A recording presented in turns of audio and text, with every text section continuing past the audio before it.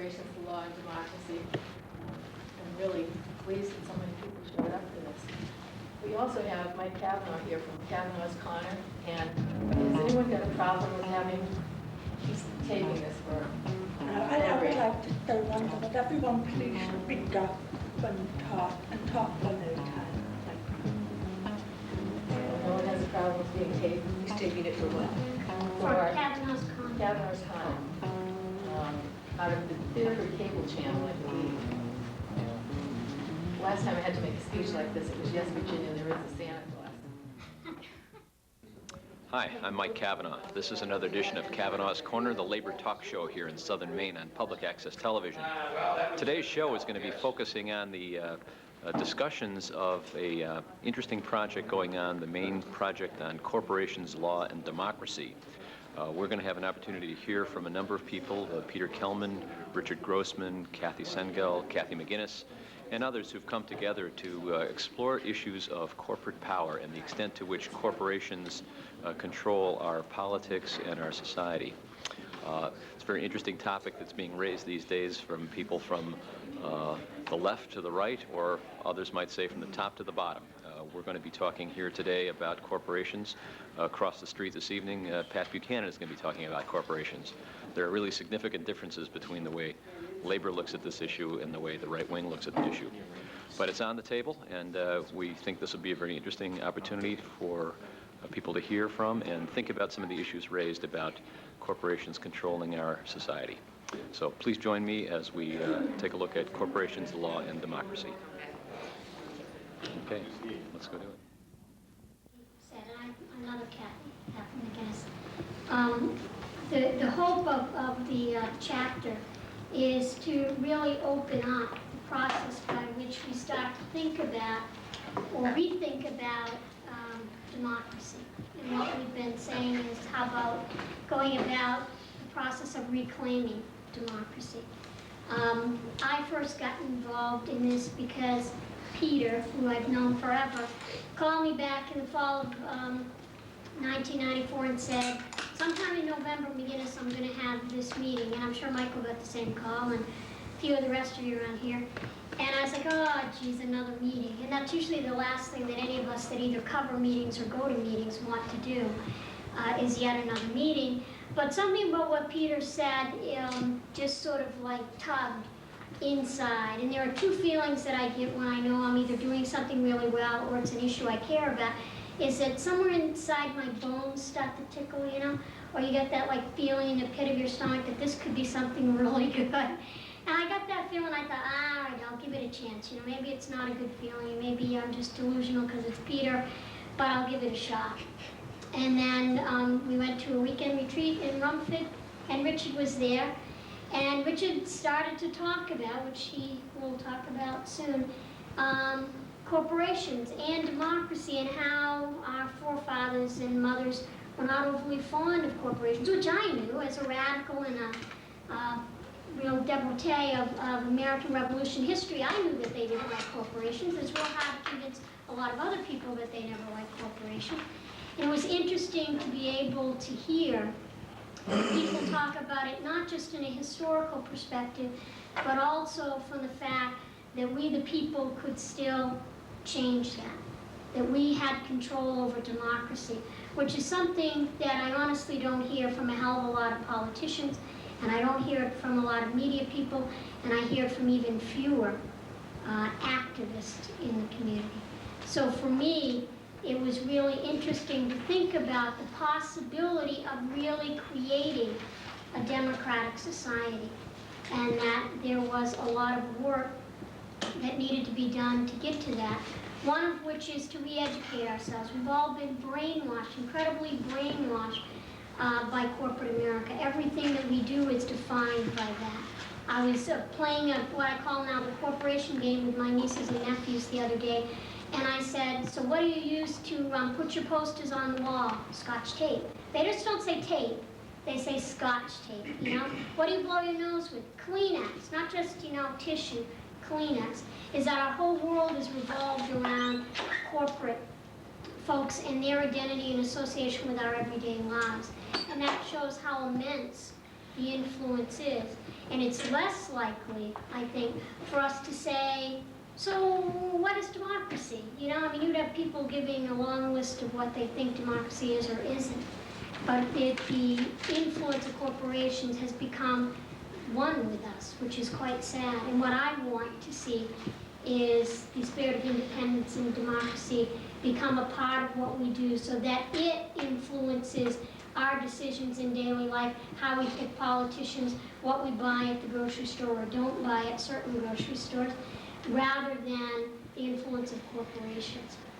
And what the chapter is about is opening up that dialogue to be able to confront within the body politic that reality, that corporations are treated as human beings, that they have the same, if not more, rights than most citizens in this country. If you're a corporation, you can trade with Cuba or whatever, regardless of what they say about the boycott of the embargoes, but none of us could fly to Cuba without ending up getting fined or sent to jail. But if you work out of Mexico or work out of Canada or anywhere else and you're an international corporation, you will not get fined by the American government for participating in work with Cuba. Corporations have much more leeway, independence, freedom, and civil rights than we do, and they sure as hell has more freedom of speech than most of us in this room. So that's a little bit about what we're about. Peter will talk a little bit about the history of the chapter and where we're going, but I think in order to sort of set the stage of our discussion and get a perspective, that I'll turn it over to Richard Grossman to do a history. Thank you, Kathy. It's a pleasure to see all of you here today. I wore my Lamar Alexander Plant shirt.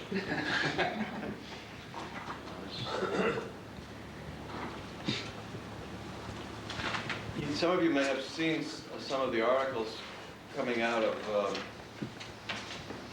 major press, such as the New York Times editorial a week ago Sunday, which I had here a moment ago, and Business Week editorial. And I'll have some copies available. But the Times editorial starts off, it was on last Sunday, and it's "Corporations Under Fire" is the title. And the first line is, "It cannot be an easy time in company boardrooms these days." And what Bob Buchanan is tapping in the resentment and insecurity of voters is one thing. Bob Dole's declaration from the Republican mainstream that, quote, "corporate profits are setting records and so are corporate layoffs," end quote, may hurt even more.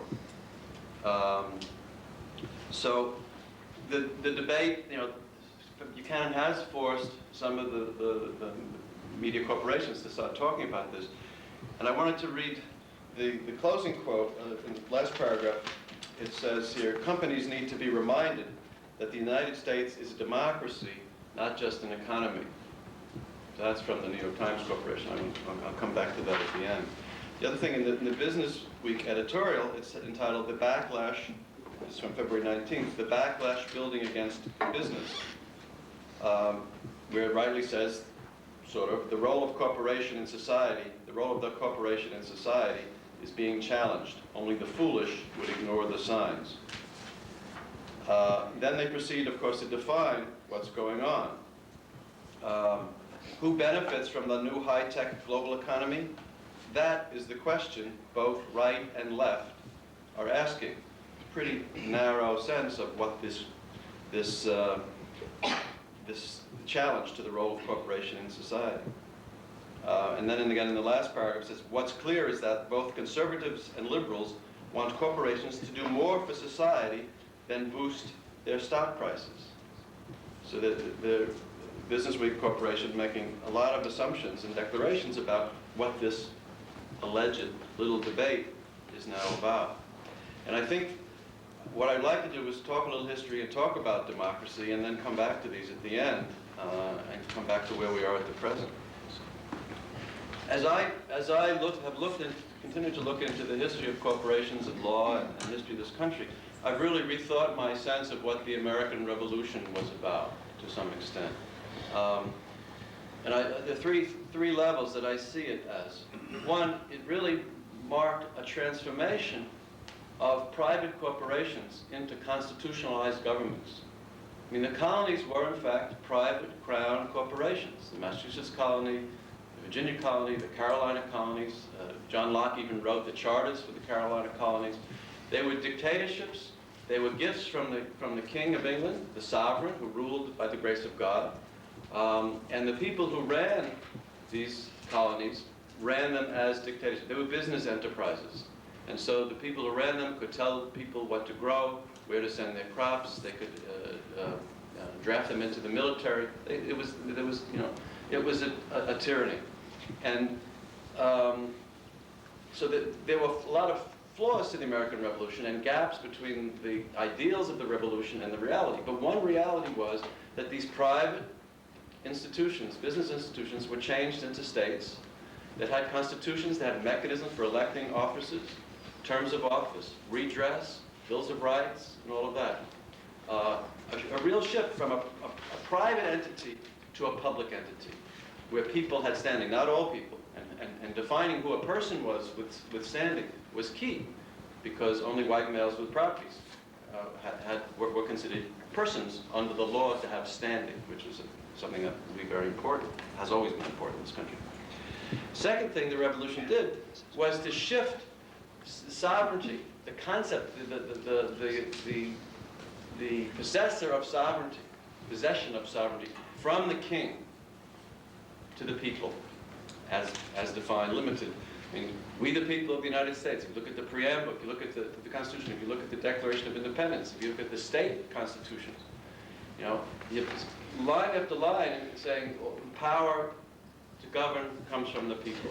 And, you know, it must have been quite a remarkable shift 200 years ago to go from this concept of divine rule, where the king was sovereign because he got his power from God, to the fact that the people were sovereign. And that shift was taken by force of arms. There was nothing subtle about it. The third thing is that then folks had to grapple with the idea of, well, what are they going to do? What does it mean to govern ourselves? What does it mean to have a democracy? You know, nobody had done that on anywhere near the kind of scale that was now available here. And they weren't perfect, but that's what they started grappling with, and that's what I think every generation, more or less, some more than less, has had to grapple with. What does it mean, you know, that we've wrested the sovereignty from an outsider, and we've said it is now among ourselves, and that we are coming together in this voluntary association called government in order to manage our affairs in the fairest, most equitable way. How do you do that? That's really what I think a lot of the debate and discussion that is now taking place in communities around the country is about.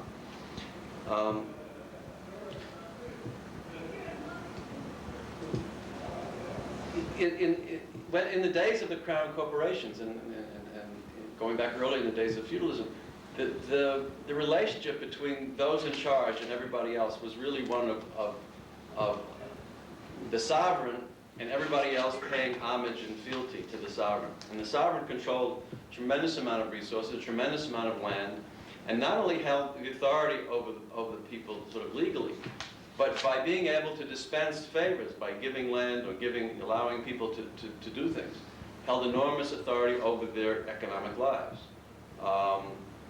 And I think those concepts of homage and fealty pertain today, given the nature and the size of giant corporations. Second thing, that the Bill of Rights in the U.S. Constitution and in most of the states' constitutions, I think is all very relevant. That I don't see the Bill of Rights as words that protect our rights. That I don't think that was the intention. That, I mean, the language of the First Amendment is that Congress shall pass no law abridging freedom of speech, freedom of the press, freedom of assembly. Congress shall pass no law. It really was prohibitions. You know, here are we the people setting up the government, setting up mechanisms and institutions of government, agreeing on prohibitions of what some powers the government cannot have.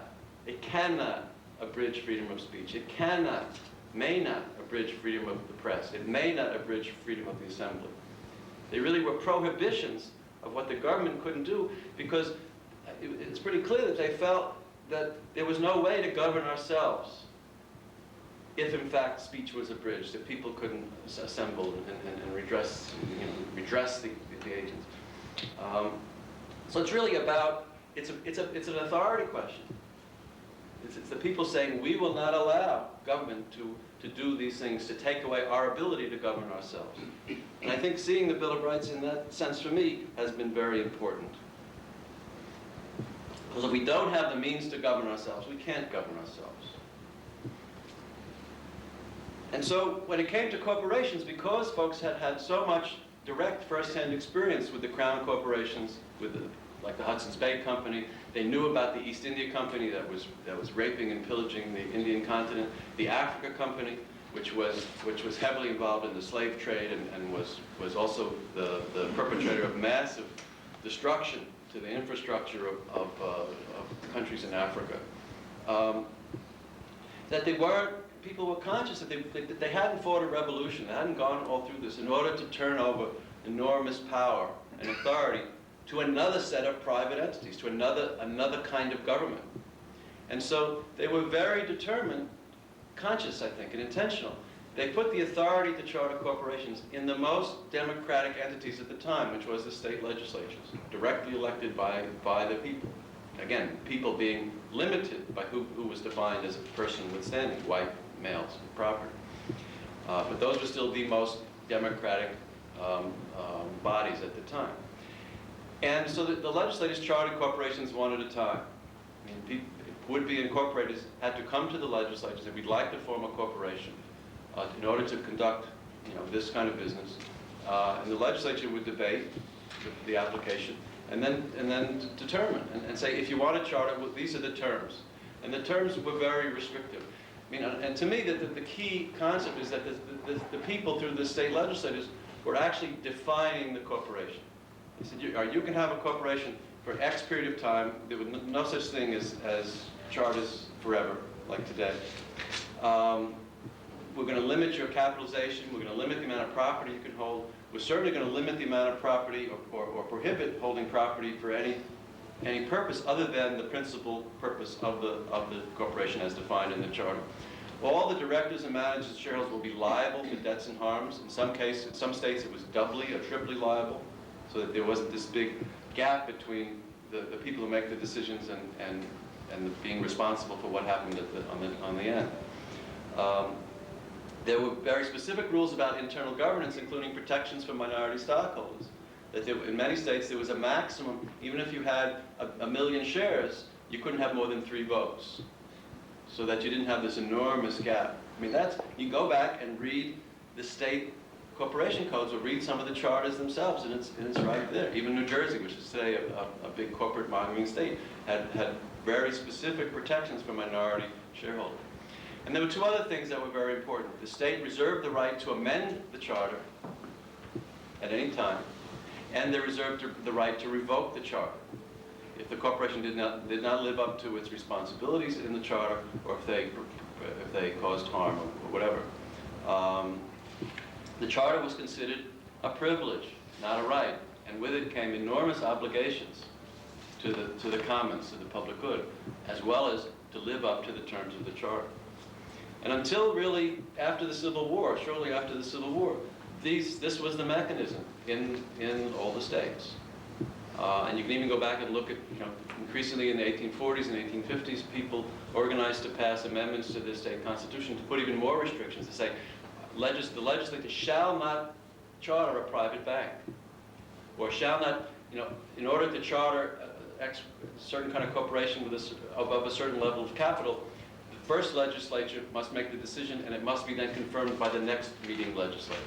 I mean, so that they didn't want to give even the legislators enormous power or free hand to go ahead and charter corporations. After the Civil War, when you had vast government spending, as happens during the war, for munitions, for industrialization, for uniforms, for food and all that, tremendous amount of public land, 170 million acres of land given to the railroad corporations between 1860 and 1875. That's why some of the big railroad corporations are now timber corporations in the Northwest, like Georgia Pacific and Louisiana Pacific. That was public land that they got. You had banks, railroads, insurance companies, grain companies becoming enormously wealthy and learning to use how to use that wealth to buy politicians and to shape the public debate. And really, from the 1870s on, you had the beginning of the robber baron era and these giant mergers of giant consolidation of corporate wealth and power into these giant trusts and corporations. And that, of course, provoked tremendous response and resistance among working people, among farmers, among urban intellectuals, among people who believed in democracy. And so that period, from about 1870 to the turn of the century, was really an extraordinary, important one about which very little is known today. And I wanted to quote a couple lines from this Business Week editorial, which are relevant. Whether building a civil or a stakeholder society, both right and left use the America of the second half of the 19th century and early 20th century as their reference point, for good reason. It was an era of huge technological change, economic growth, and downward mobility. It was a time much like our own. Conservatives see it as a golden age of community, when the YMCA, libraries, and the Red Cross were created, often with the patronage of industrialists. Liberals recall it as the progressive era, when populists were elected to bust corporate trusts, establish fair labor laws, and set new rules of the game to protect working people in the marketplace. With all due respect, I consider that that short paragraph, there's nothing that's accurate in that paragraph, as far as from my reading of that era. I mean, it's not just a simplification, it's an egregious distortion of what was going on.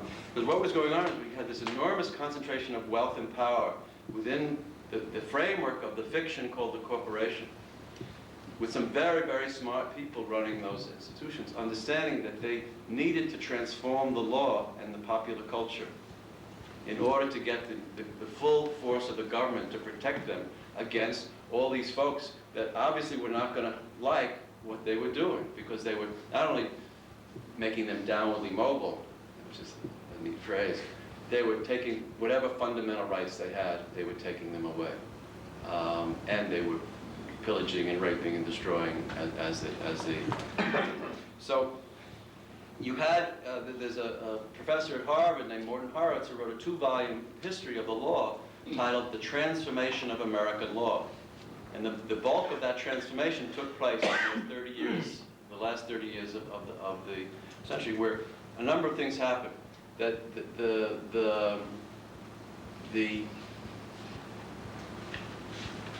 and most of it happened by the federal courts, and most of that within the federal courts was by the Supreme Court.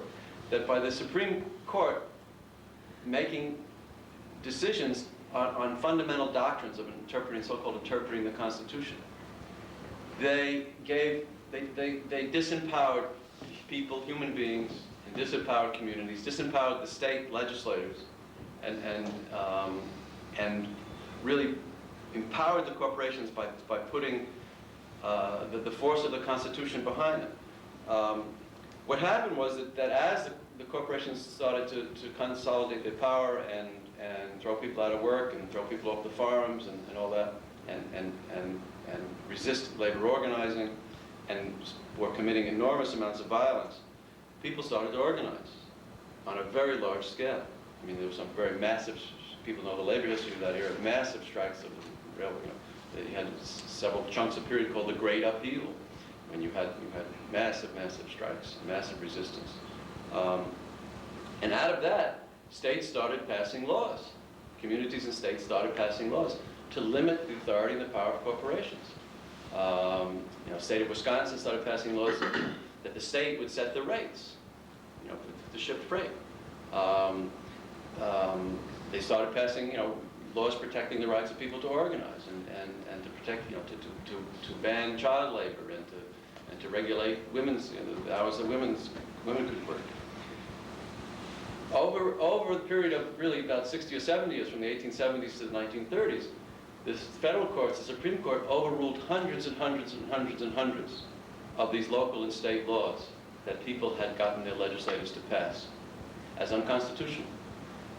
And so you really had the full authority of the government, not to mention the troops that came into bus strikes and all that.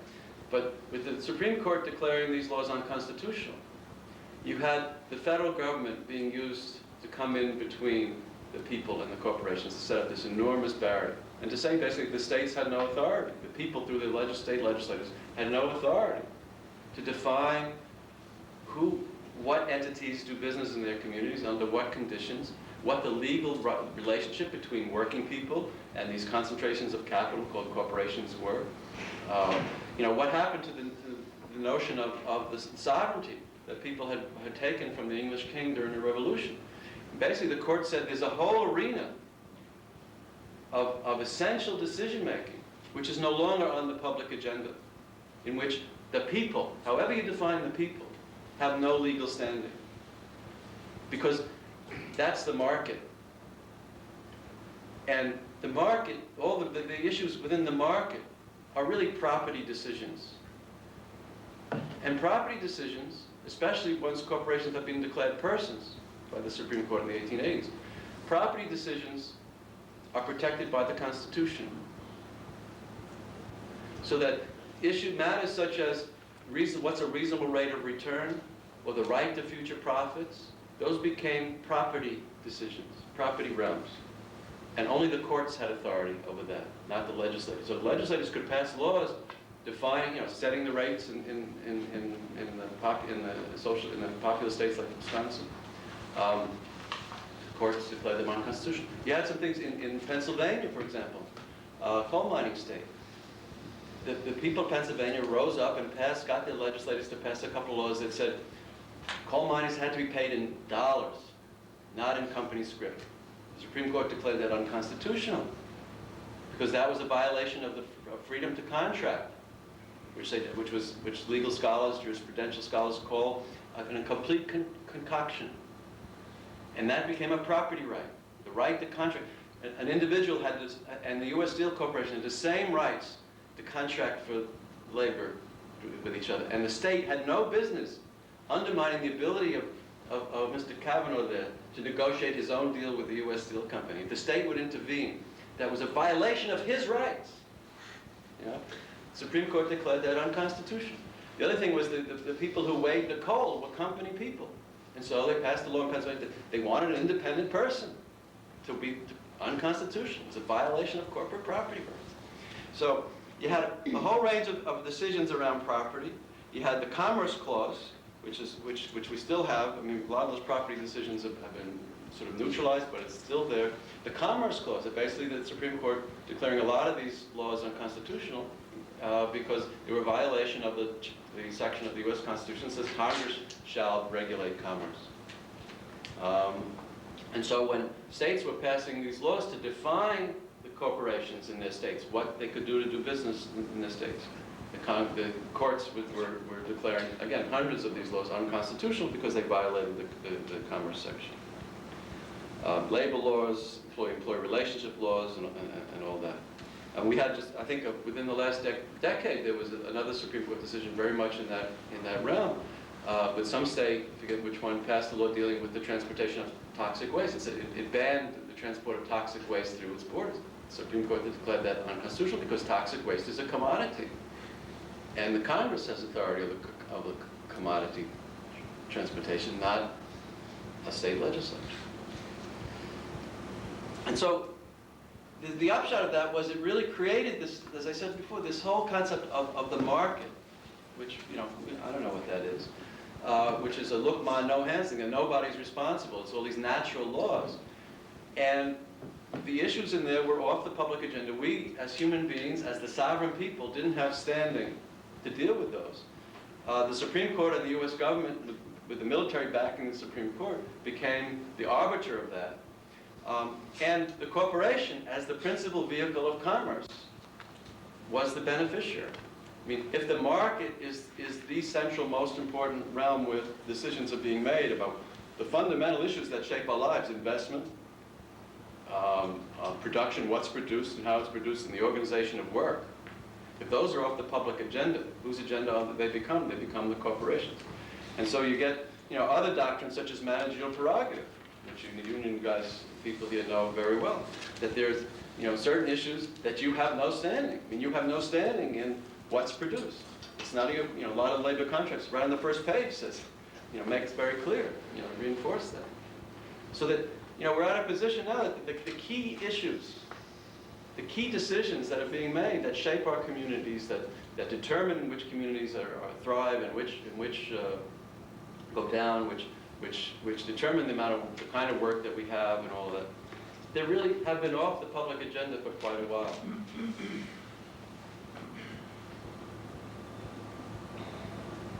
Now, in the last decade of the 19th century, you had the growth of the populist movement.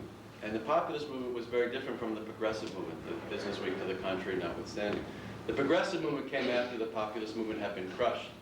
And the main difference to me was that the populist movement was a grassroots movement led by farmers and working people in the cities and intellectuals. And they understood that by the mid-1880s or early 1880s, there had been a counter-revolution. And that the ideals even of what had been achieved by the revolution had been taken back, and that really a corporate state. The condition was controlled by the corporate state. And so if you look at their platforms in the elections of 1888 and 1892, the People's Party in 1896, they were still talking about defining the corporation, owning and controlling the corporation. They were talking about public ownership of the railroads and public ownership of the telegraph. They were talking about defining these institutions, these entities, fictions, just like 100 years before, the founding fathers and maybe some others were also talking about defining them through the charters and through the state corporation codes. They weren't talking about curbing some of the worst excesses of the railroad corporations. They weren't talking about perfecting the market and leaving it all into the market. They were talking about controlling these entities, because you can't have a democratic process. You can't have democracy if all this wealth and power is concentrated in these entities' hands, and these entities have more rights under the Constitution, because what they do are protected property decisions. And so that was their goal. And they got crushed. They put up a tremendous fight, and it's a history that needs to be retaught. We all need to learn it again. But they lost, and they got crushed. And not only through the courts, but also through the use of military force by the government and a lot of violence by the corporations. You can go look at the Ludlow Massacre and the Homestead Massacre and all of that. When I meet with labor union people from other countries, any of them that know anything about American history, that one of the first things they say is the history of labor and capital in this country has been more violent than in any country in the world. And that was one of the principal periods of time. So after the populists were crushed, uprose the progressive era. I think it's one of the most misnamed eras in our history, because it was about, they fundamentally accepted the reality, so-called, of the giant corporation. And they set out to say, we're going to tame it a little bit. We're going to make it less destructive. We're going to make it efficient. We're going to get the best men and women to run those companies. And they'll bring us, with all the technological advances and their ability to administer, vast enterprises, they will bring us the good life. And so the issue of what should be, in a self-governing democracy, what should be the legal and cultural relationship between the sovereign people and the subordinate institutions of business, of commerce, was finished. That was not the question anymore. And it's faded, it was sent packing. The question was, how do we make these corporations a little less harmful? And basically saying, we're giving them the responsibility for the future of this country. We're going to give them the rights to make the really important decisions, investment-wise and production-wise. And also, because they have political rights, because they've just gone through 30 years of recreating the circumstances of their own existence. Because all the charters, I guess I forgot to mention, by the end of the century, corporate charters were given forever. Many of the restrictions that were in the charters and in the state corporation codes at the end of the 19th century were thrown away. So there were no longer limits on capitalization and limits on landholding and limits on length of time. Charters were given for any lawful purpose, et cetera, et cetera. Plus, because corporations had become persons and then therefore could contribute to political campaigns and lobby and write laws, they had a combination of wealth and political power to basically recreate the circumstances of their own existence. And so I would say that really for most of this, in that part of the century and then up into the New Deal, there's been sort of blips of time when there was focused resistance to the nature of the corporation, to the idea that we cannot be a sovereign people if we, the people, concede so many political rights to these fictions. You can't do it. It's just not possible. Aside from the few moments, in fact, the history of resistance in this century to corporations has been to try to curb them around the margins, to make them less destructive, to organize people to organize workers so that at least you have some protections. But not to question the validity, the legitimacy of entities of this kind within a democracy.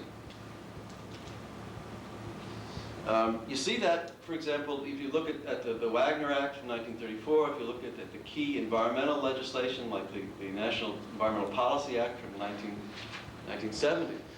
In the National Environmental Policy Act, which many environmentalists consider the cornerstone of modern environmental legislation, the word corporation does not appear. It does not apply to corporations. It only applies to the federal government and some corporations if they're getting federal money. But it would cross the line into managerial prerogative, into corporate property rights, to apply that legislation to so-called private corporations. And within the Wagner Act, the National Labor Relations Act, it very much defines the realm, what's legitimate for labor to demand and to ask for, where they have standing. And then with the Taft-Hartley and Landrum Griffin laws in the 1940s, late 1940s, early 50s, the nature of the union and the role of labor was defined even more severely by the corporate lawyers who wrote those laws. So it sort of comes down as a very quick rush to today, when there is a growing rumbling around this country, growing numbers of people who are sort of asking the bigger picture questions and the old questions. And a lot of times in the Rethinking the Corporation, Rethinking Democracy meetings that we've had around the country, somebody beforehand has checked into the history of corporations and laws in their state and have found that the history is pretty consistent as I've described it here.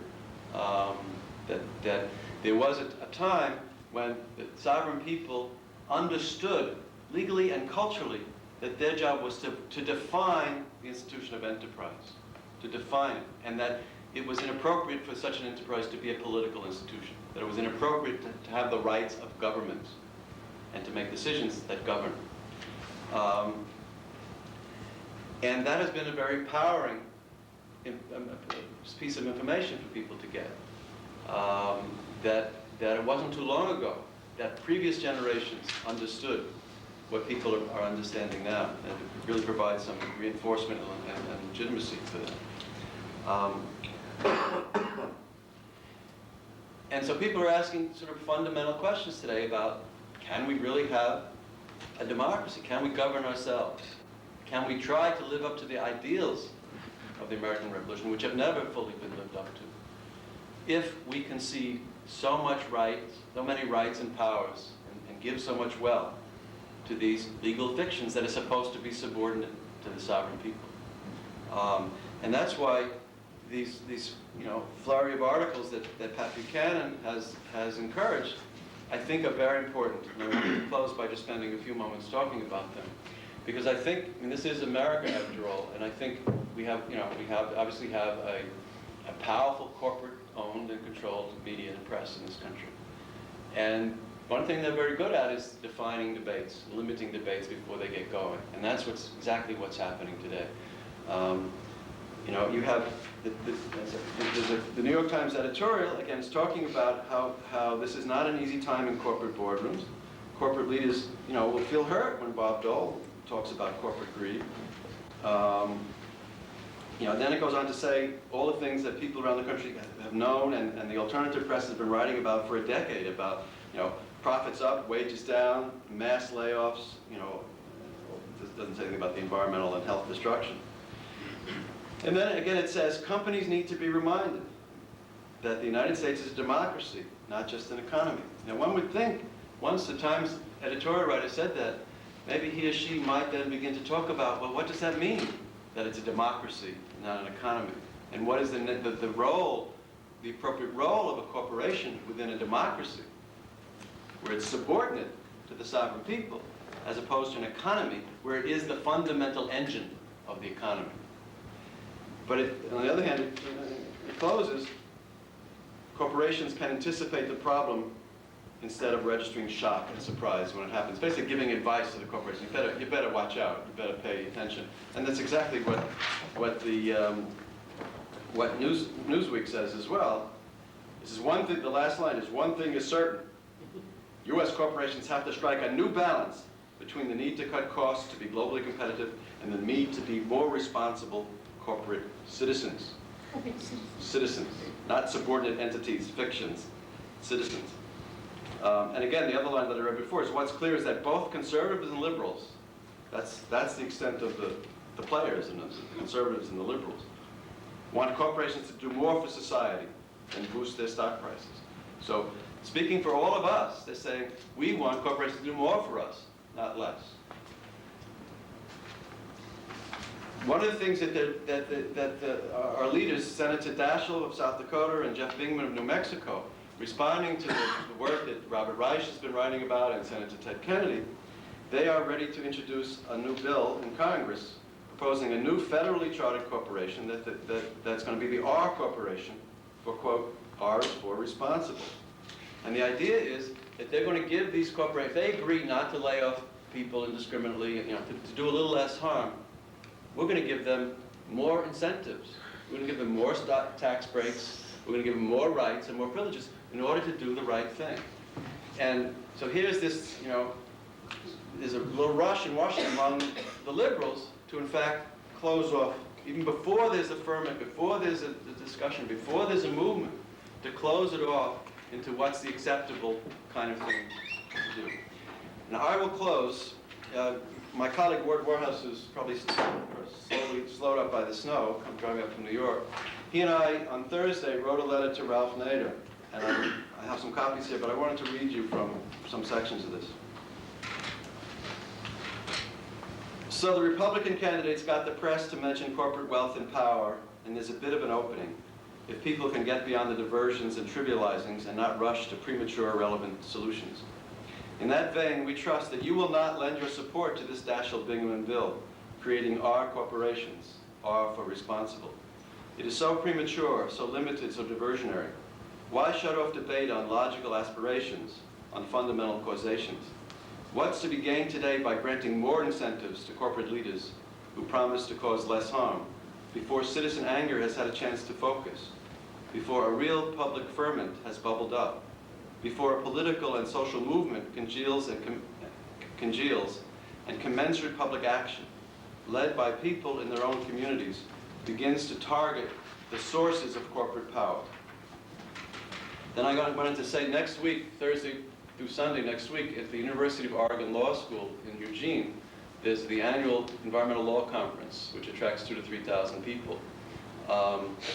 The program on corporations is doing a mini-series within that conference of 9 workshops on the history to talk about all this stuff, to try to begin these conversations, to provide, so there's a schedule out there, and we have law professors and people experts in the field coming to do that. And I sent a copy of that to Nader as well, and a press release which is there. You will note that in the press release and at the conference, we are not talking about a few rogue corporations or some overpaid CEOs. We're not talking about corporate welfare or token workers and neighbors on boards of directors. We are encouraging people, including reporters, to focus on structural realities like personhood and managerial prerogative, property, liability, and the counterintuitive doctrines which comprise corporate law. We are saying that it's illegitimate for corporate fictions to divide and conquer, to define our labor, to control our wealth, to demarcate the commons, to write our laws, to elect our officials, to poison our food, to indoctrinate our children, to use job blackmail and control of information and the press and money to run our local and state and federal governments. We are not talking about good corporate citizenship, good corporate neighbors, corporate responsibility, ethical investing, corporate America, the social contract between corporations and labor. As an aside, the only real contract is among the people for what kind of government we want. There's no contract between the people and the corporations. The corporations is a subordinate entity. A free people does not negotiate the subordinate entity. It instructs the subordinate entity what to do. Meaningless voluntary codes of conduct like the series principles. We're not talking about corporate environmental management. We're not talking about equal poisoning under law. We're not calling for mere labor law reform, or lobby reform, or campaign finance reform. We are not harking back to those halcyon days of the 1970s or 1980s when labor, environmental health, safety, and consumer laws allegedly safeguarded the public interest. We are not suggesting that folks work harder to resist each chemical, each clear cut, each mass layoff, each toxic dump, each corporate purchase of a law or of an election one at a time. We're advocating citizen authority over the subordinate entity, which is the corporation. You know, Ralph, democracy, self-governance. We're demanding repeal of judge-made doctrines, withdrawing privileges and immunities which corporations have taken from the sovereign people. We're talking about amending state corporation codes, rewriting corporate charters, revoking corporate charters, forbidding one corporation from owning another corporation, limiting corporate capitalization and property holding, banning corporations entirely from participating in elections, lawmaking, and education, ending the absurdity of corporate free speech, dismantling specific corporations. People around the country are asking a question to which they already know the answer. Can we have a democracy when vast wealth and power are wielded by corporations under law? When most harms which corporations inflict to democracy, to community, to the environment, to ideas, to cultures are regarded as legal. I think that's a very serious point. Most of the harms that corporations do are regarded under this system as legal. When corporate fictions are awash in money, but the people are poor. When industrial poisoning corporations like General Electric Corporation and image manipulation and real estate corporations like Disney corporations write the news. So we are not about bestowing new rewards upon corporate leaders in order for them to have more incentive to do the right thing. We don't need to fashion ourselves into an absurd category of stakeholders. A more disempowering concept is hard to imagine. Historically and under law, corporate fictions are already subordinate to our civic authority and to civil society. We are the sovereign people. There's genuine opportunity out there. We are meeting it everywhere, across race and class and region. Buchanan census it, is trying to hide it, to write it, manipulate it. But we believe there are tens of millions of people who, as Carolyn Shute put it, don't blame gays, blacks, Jews, Spanish-speaking folks, welfare moms, illegal drugs, seat belts, schools without prayers, women without shoes, abortions, environmentalists, unseen communist forces, and so-called liberals. They understand viscerally, in large part because of your work over an entire generation, that giant corporations with more rights than people, with invisible, unelected leaders, are running and ruining our lives. And nothing personal, of course, are on the brink of ruining the earth. People are rumbling, organizing. Folks in Washington, D.C. or anywhere else must not be allowed to undermine this firmament by settling for nutrition-less crumbs before there's even a struggle. Your voice on these matters, your support loud and clear as candidate Nader, as consumer advocate Nader, as trusted Nader, would mean so much to so many. Thank you. Very good. Very good.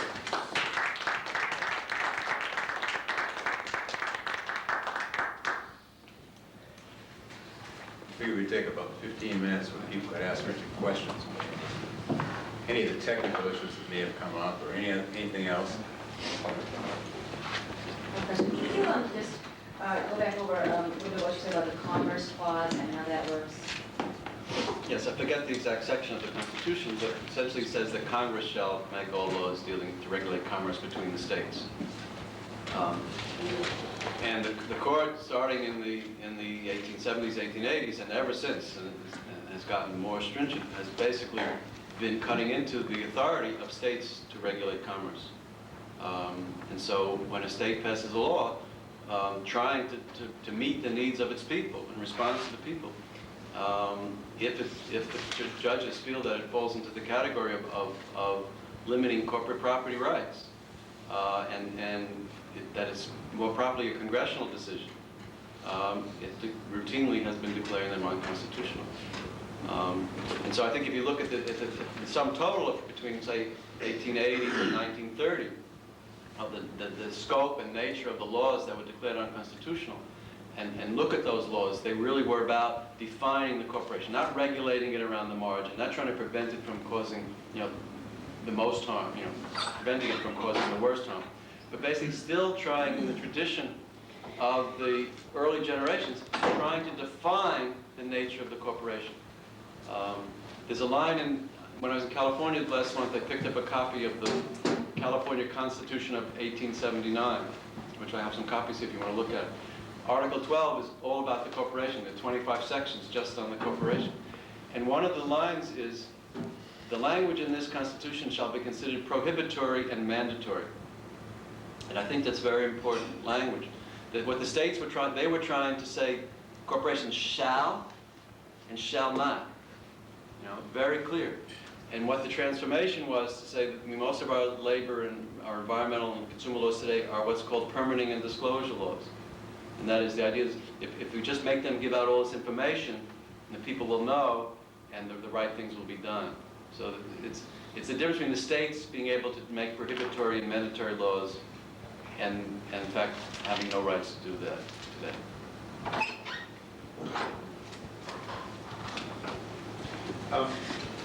I understand that some of the populist legislation in the late 19th century was ruled unconstitutional. Was what? Was ruled unconstitutional from your presentation. But when did those early corporate charters, when were those early corporate charters from the 18th century ruled unconstitutional, or were they ruled unconstitutional? I'm sorry. The ones that held the managers liable. Oh, they basically changed the laws. They basically took that language out of the charters themselves and then out of the state corporation codes. But how did that happen? Was it through the Supreme Court? No, that was through the states. So when the corporations started buying enough state legislators and stuff, they started doing that. Plus, see, what happened was in 1890, the state of New York and the state of Ohio revoked the charter of the Standard Oil Corporation and some of the other big the Rockefeller corporations. And they didn't take any action for several years. They should have gone in and seized the assets and broken it up. And they didn't. And finally, New Jersey in 1899, or thereabouts, New Jersey began the change. They said, come on down to New Jersey, we'll rewrite all our laws, we'll make it easy for you now, come on down. And they immediately went and chartered in New Jersey. And then a few years later, Delaware said, gee, we can do better than that. And so in the early part of the century, Delaware laid the roots for what it is now, where so many of the multinational corporations are chartered in Delaware. And the whole court system and administrative structure of Delaware is to serve those corporations. So, and then the other states started following suit because they said, if Delaware, everybody go to Delaware, we want some corporations to stay here. And So this trend though first started happening in the late 19th century? Yes, in New Jersey, starting off in New Jersey.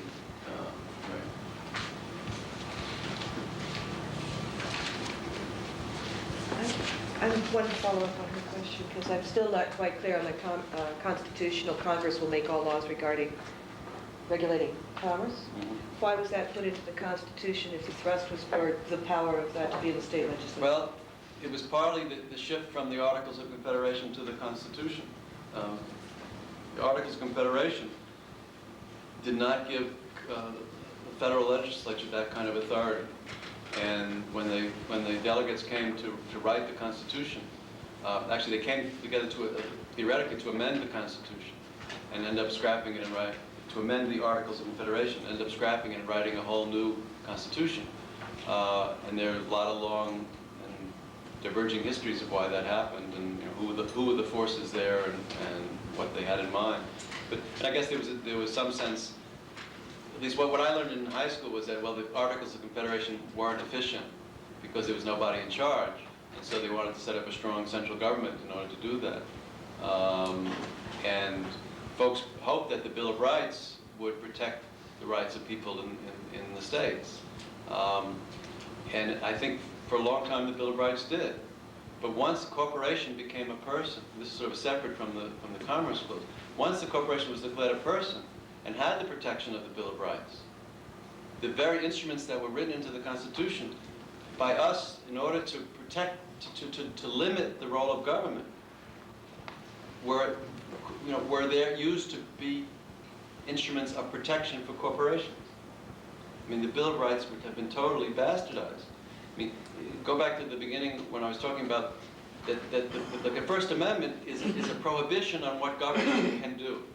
Shall pass no law abridging freedom of speech. In order to help us exercise the functions of sovereignty and govern ourselves, we have to be free to have all this stuff. Well, corporations are functioning as governments.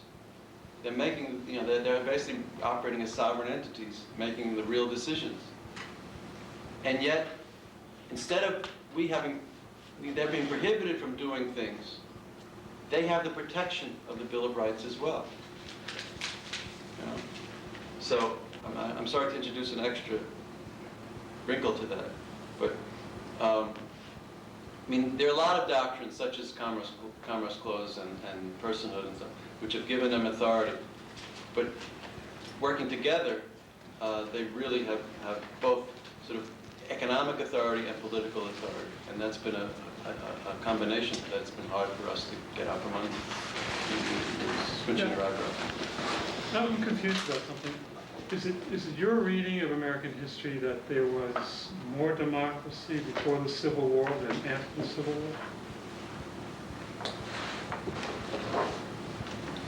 That's what I would have to conclude from what you were saying. Well, that would be certainly for significant classes of people, absolutely not. But I think I'm limiting myself to talking about the legal and cultural relationship between those who were sovereign people who had standing and the corporation.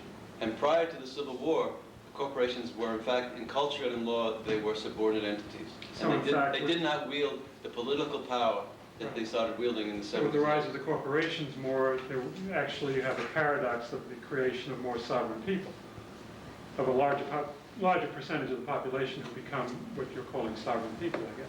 Coincidental. By time. Coincidental. Well, not coincidental because of the struggle.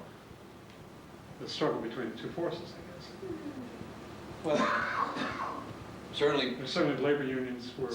Yeah, I mean, certainly, every generation and these classes of people that did not have standing have been fighting for their rights. And so, the African Americans were freed, but were no longer slaves after the Civil War. I'm not sure that there's a direct correlation between them and corporations, but yes, technically they were freed. But you also have this irony where corporations became were given the attributes of personhood, the ability to function with, to affect the elections and lawmaking and all that. Prior to de facto African Americans, prior to women didn't get the vote till the 1920s, really prior to most men without property. So that this corporate fiction has had over 100 years really to consolidate its power. And in that 100 years, classes of people were still fighting for their basic standing to sue and be sued. I mean, you look in that California Constitution, Chinese people could not sue or be sued, could not, bring an action in court. Slaves could not bring an action in court. So the corporation had political powers before many classes of people. But your question is a valid question about, when was there less or more democracy? And that's not really what I haven't addressed that in the broader sense. I'm Mike Cavanaugh in Portland, Maine. You've been watching an edition of Cavanaugh's Corner focusing on the Maine project on corporations, the law, and democracy. We have an opportunity today to hear from Richard Grossman, Peter Kellman, Kathy McGinnis, and a number of members of the Maine media and local activists addressing the question of the proper role of corporations in our society. Hope you found this interesting. I think there's lots of issues that have been raised here that are going to be debated for some time to come in our state and around this country. So thanks for watching, and tune in again to another edition of Cavanaugh's Corner.